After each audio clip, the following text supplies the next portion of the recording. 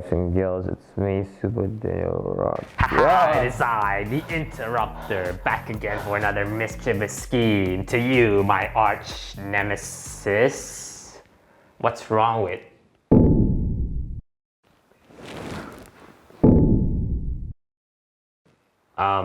What happened here? Oh, what do you think happened, huh? Reality was tampered with. I tried to fix it, but then now I'm stuck in my own studio for some reason. And then I tried to fix that, but then my hair got tied. My favorite video game plushie is now gone. I'm running out of water, and my phone battery is almost dead, and I'm very tired. So that means I cannot do any mischievous scheme at the moment?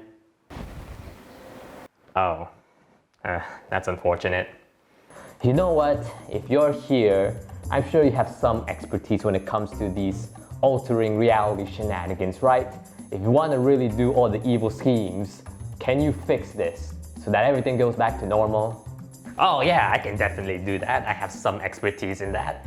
But unfortunately though, since I'm your arch nemesis, I am obligated to ask something in return, so luckily I do have something. Fine, shoot.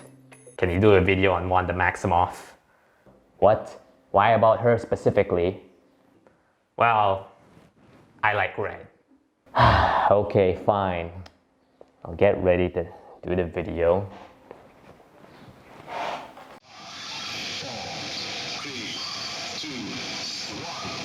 Ready for liftoff, Super Daniel rocket. Get ready for it.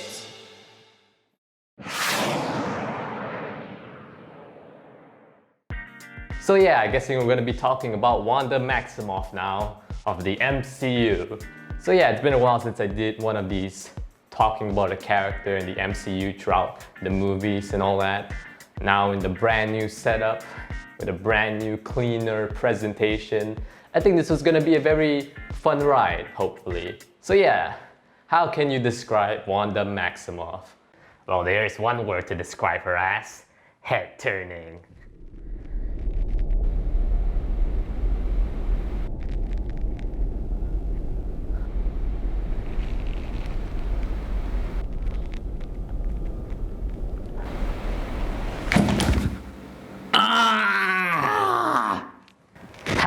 I win. Yeah. But of course, in order to really know who Wanda Maximoff is, we're gonna go all the way back to her first appearance in the MCU, that being Avengers Age of Ultron. I mean Captain America the Winter Soldier. Okay, sure, why not? So yeah, Wanda Maximoff's first appearance in the MCU was the end credit scene for Captain America the Winter Soldier. And I still remember watching that movie and seeing the end credit scene. I kind of believe I didn't expect them to appear in the next Avengers film. I thought they were going to be appearing in the next Captain America film.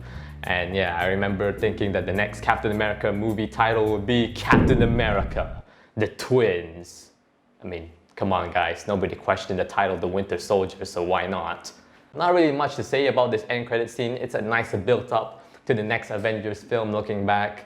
And hey, at least it really shows how scary Wanda can be right off the bat. Look at her destroy those wooden blocks. Oh, all wooden blocks beware of this Scarlet Witch. Hardcore. Good thing I'm not one.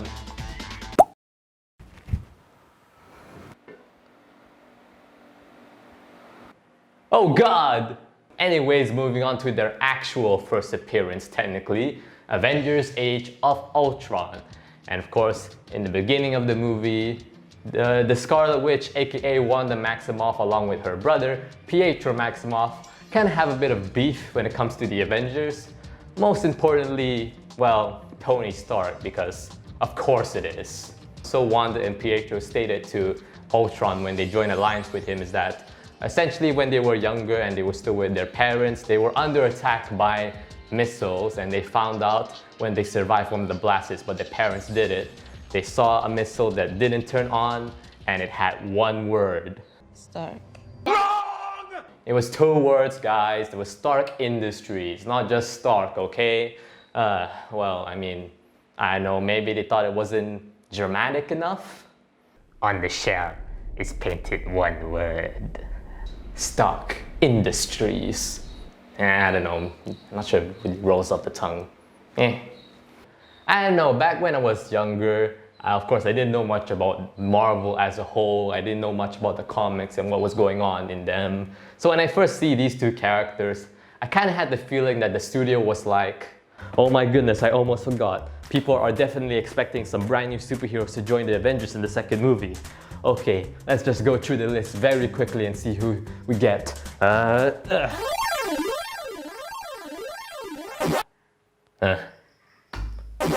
Yeah, good enough.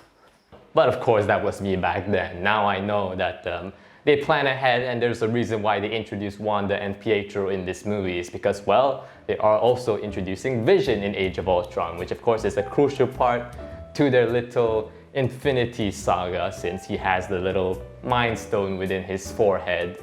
So, yeah, I understand why they have to add it Wanda, because you can't really have Vision if you don't have Wanda to have, you know, the little relationship, and you got all the emotional baggage there for you to develop into interesting stories, which we'll see later on. At least not at first though.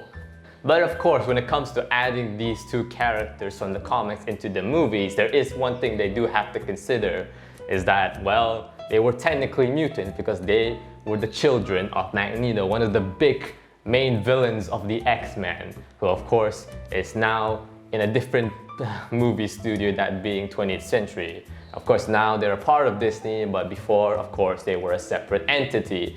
So they had to do some workarounds to get them in there, like replacing the word mutant with, you know, enhance, as you can put it there. We have an enhance in the field. But unfortunately, there is still stuff that they really have to change and make sure they do in order to be able to go through with Wanda being in the MCU. Keynote there being only Wanda, because, well, of course, Quicksilver is already in the X-Men universe, and 20th Century was like, If I could save time in a bottle, the first thing that I like to do is to save every day till eternity passes away. I'm gonna spend them with you. yeah, no, we're keeping him. So of course, this leads into Quicksilver dying at the end of Age of Ultron, leading to a little tragedy with Wanda. And it simply happened because the studio had to do it. Keep that in mind. One thing I do want to mention before we move on to the next movie is her costume. Of course, the MCU has some pretty good looking costumes throughout the years. Yeah, sure, not all of them land the mark, but there are still some pretty good ones. They strike a good balance between being accurate to the comic roots and being realistic at the same time to make it really nice and look good on screen. But I don't think they did a really good job, at least at the beginning, with her look in Age of Ultron. It's just a red jacket that apparently Black Widow owns in a deleted scene. Is that my jacket? She's with us. It still doesn't explain the jacket. Is that supposed to be a joke? Joss, what's up there? But hey, at least the suit she wore at the end of the film looks pretty cool. You got to see it, you know, it's like modern attire mixed with witch wear, I guess, in a way, which I mean makes sense, you know, since she's the Scarlet Witch. And there's a good balance between the two before they really jump into actually doing the Scarlet Witch costume later on in like WandaVision and of course Doctor Strange too. But for some reason we didn't get to see the suit in action after that ending scene, which I thought was very weird, and I researched it, and apparently the Russo brothers said that this is technically her Avenger suit, but they believe she wasn't an Avenger yet. But if you step out that door, you are an Avenger.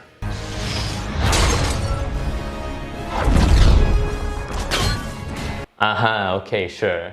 Oh guys, wait, look! I found another reason made by Elizabeth Olsen as to why we didn't get to see this suit in action after the ending of Age of Ultron. Let's see now.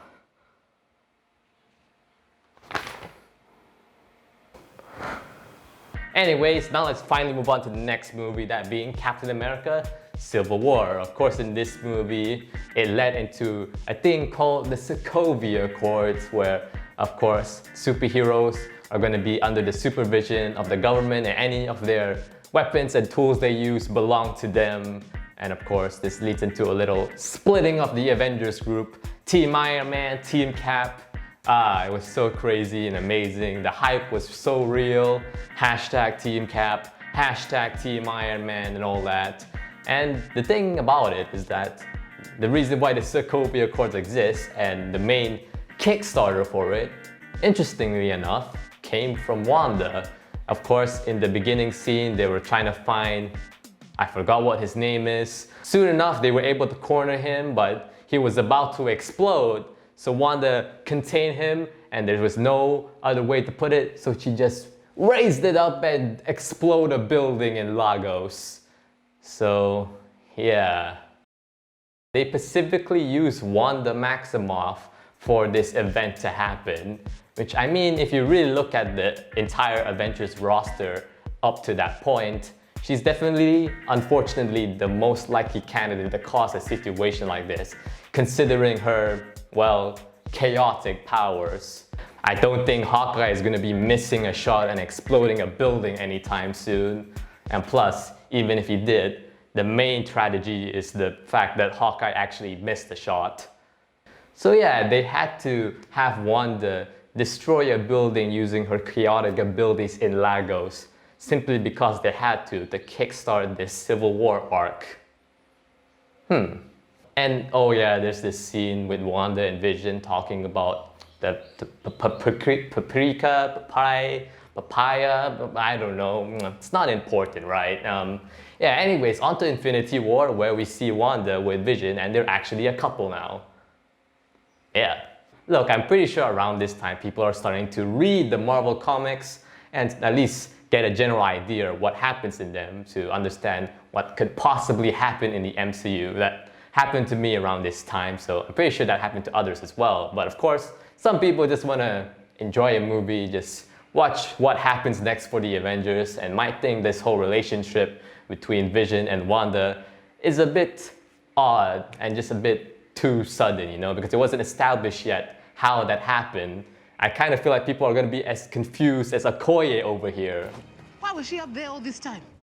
And you might be wondering to yourself, but Daniel, it wasn't really a big part of the movie. The movie's main character technically was Thanos. You know, they were making a big deal about him in Infinity War, and all the magazines also said specifically, yes, this is about Thanos, this is a story about Thanos. But the thing is, this little side story does kind of interconnect with the Thanos storyline, especially at the end where they had a little moment where they kind of sharing griefs because of course Thanos had to sacrifice Gamora, which is the main person that he loves, and of course Wanda had to sacrifice Vision to, you know, save the Infinity Stone, which unfortunately didn't work. So yeah, I wish they could have set it up at least a bit more better for it to work. So yeah, it's a bit unfortunate. But yes, Thanos got all the Infinity Stones, and of course the infamous blip occurred. And one thing I remember when watching this movie back in the day and seeing some of the audience reactions is that even though people were shocked for literally everybody getting dusted, I kind of feel like there were only a few people who were a bit shocked that Wanda got dusted. Seriously, it was like this. Oh my goodness, Groot, no, what happened to you? Oh no, Winter Soldier, oh no, where he's gone. Oh no, Wanda's gone, oh no. That's kind of how it felt like back in the day. I don't know, it was a bit odd. Yeah, it's kind of like not many people really cared about Wanda back in the day, but they're about to. But of course, the next time we see Wanda is when the snap was reverted back to normal in Avengers Endgame. And yeah, I still remember the hype train for that movie. I still remember when we did not know what the name was gonna be. People thought it was gonna be Avengers Annihilation, or maybe Avengers Endgame. Yeah, they mentioned the term Endgame in the previous movie, so maybe it's gonna be that. And then the Russo brothers stated, oh, it's gonna be a name people will not expect at all. But it is a name we expected. And it made me refusing to call Avengers Endgame for quite a long time. So yes, we get to see her at the big climax of Avengers Endgame, and you can really tell that she was very mad at Thanos for, you know, essentially taking everything from, you know, her. And yeah, you can get to see a scene where she takes on Thanos one-to-one, And even according to the people who are actually in the universe, she really got close in killing off Thanos. And this isn't even a Thanos that actually killed, Vision. This is a separate timeline or whatever Thanos. But yeah, she didn't care. She just wanted something to kill. Wow. Wow, indeed. So after Avengers Endgame, where they defeated Thanos, Iron Man sacrificed himself as well as Black Widow, it will be a while till we see Wanda again, all the way later on in 2021 with the first ever, technically, Marvel series, sorry Daredevil and the rest of those Netflix series, in WandaVision. Even though it took a while for us to see this series, in the Marvel timeline, this actually takes place somewhat directly after Avengers Endgame. It's technically the first thing to happen after that movie. This is even before Far From Home happened in the timeline, which is pretty interesting. And it's actually a pretty good series. I love that it really tackles, Wanda's origin story head on. We actually get to see the events of what happened to her and Pietro when they were younger, and the missiles came down on them. And we also get to see how she actually got together with Vision in the first place. So yeah, it's really them exploring Wanda as a character, which I really appreciated since, we didn't really get to see that in the entirety of the Infinity Saga. So this is really appreciated. Yeah, and of course they also get to see how Wanda gets over the grief that now Vision is gone as well. And they did it via sitcoms? So yeah, it begs the question, why did they use sitcoms? I mean, yeah, sure, they put in the origin story that Wanda loves to watch sitcoms back when she was younger. But why specifically do that? Why sitcoms in the first place?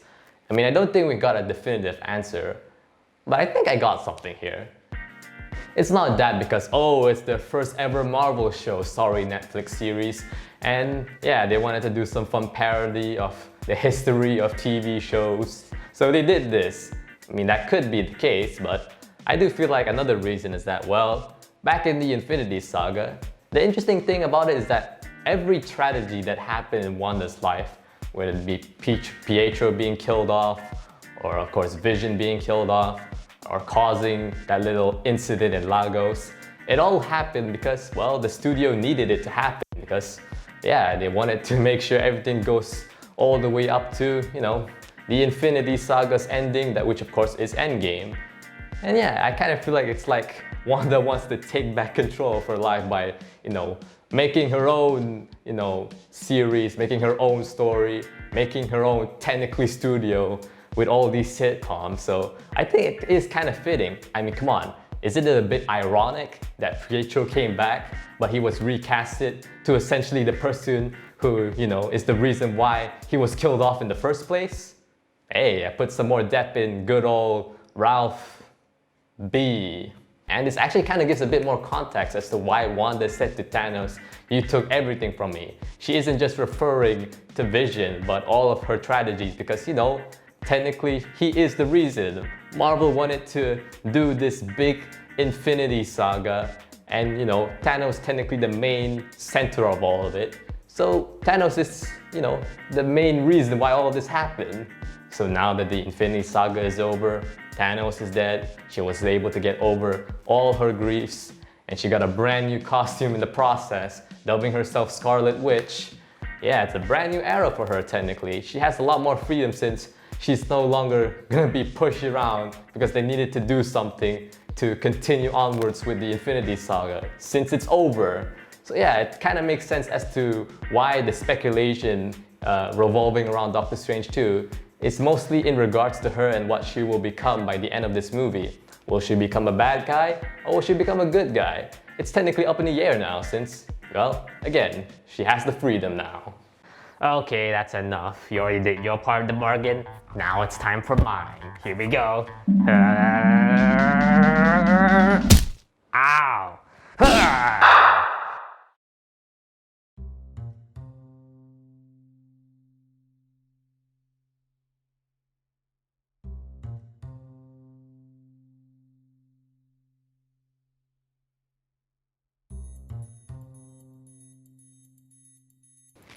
Hey, look at that. It worked. Oh, yeah, everything seems to be back to its normal state. A bit of side effects there though. It kind of looks better. I kind of thought it looked like it said Rock T on instead. Oh well. Anyways, see you then. I wish I could do the mischievous scheme now, but I don't feel like it. I don't have the energy, so bye-bye. Until next time, my arch nemesis. Dramatic going away. I gotta take the door. I'm too tired to teleport out of here. Alright, see ya. So I'm guessing that's pretty much it for this video. I hope you enjoyed this little adventure. So I hope to see you guys in June for some great movie reviews coming up. I'm really excited for those and some other fun stuff on the way. First, I really want to take a breather. I've been confined to this studio for too long. I need fresh air now. Oh my goodness. Thanks a lot, Wall. Oh yeah, I almost forgot. Rocket on.